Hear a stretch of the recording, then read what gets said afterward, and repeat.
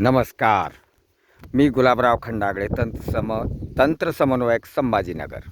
नानाजी देशमुख कृषी संजीवनी प्रकल्पाअंतर्गत आपण मौजे खामगाव, तालुका फुलंब्री येथे शून्य मशागत तंत्रज्ञान बघत आहोत. आणि या शून्य मशागत तंत्रज्ञानामध्ये आपण आज जाणून घेऊ की हे 10वं पीक कापसाचं दिसतंय तुम्हाला. आणि ही 2020पासून चालू आहे.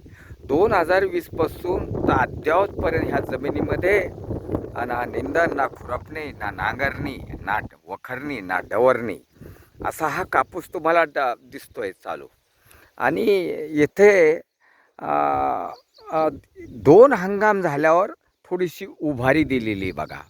आपण उभारी देतो. 2 हंगाम संपले, खरीपचा की उन्हाळीचा, की एक छोटीशी उभारी दिलेली आहे शेतकऱ्याने. आणि थोडीशी उभारी दिल्यामुळे बेड थोडासा रुंद झालेला आहे.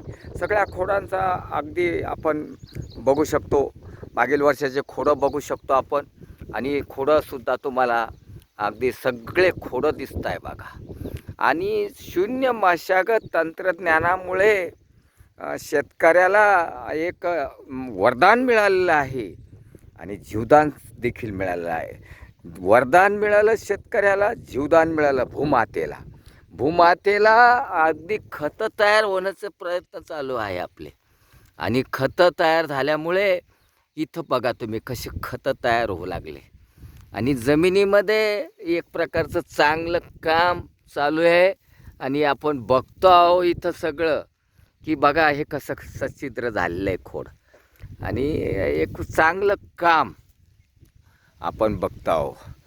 आता इथं आपण एक अजून अभ्यास घेऊ की इथं 8-10 दिवस 12 दिवस पाऊस नाही आहे, तरी जमिनीमध्ये ओलावा आहे, पीक डोलतं आहे, बेडमध्ये ओलावा दिसतो आहे भरपूर. आणि आज ओलावा नरमचटक जमीन झालेली आहे, त्याच्यामुळे एकदम मस्त काम झालेलं आहे. तुम्हाला ताण नाही आहे आणि शेतकऱ्यालासुद्धा ताण नाही आहे. एकदम मोठा प्लॉट डोलतो आहे आज हा. आणि खामगाव, तालुका फुलंब्री आणि जिल्हा संभाजीनगर, नानाजी देशमुख कृषी संजीवनी प्रकल्पाअंतर्गत हे काम चालू आहे. आणि आज आपण इथं हे 10वं पीक बघतो आहे. जमिनीमध्ये एक प्रकारचा नरमपणा, जमिनीमध्ये पाणी धारण करून घेण्याची शक्ती, जलधारण शक्ती, जमिनीमध्ये ओलावा टिकवण्याची शक्ती, जमिनीमध्ये जीवसृष्टी म्हणजे गांडुळं, सूक्ष्म जीवाणू हे सगळे इथं अगदी तयार झालेले आता.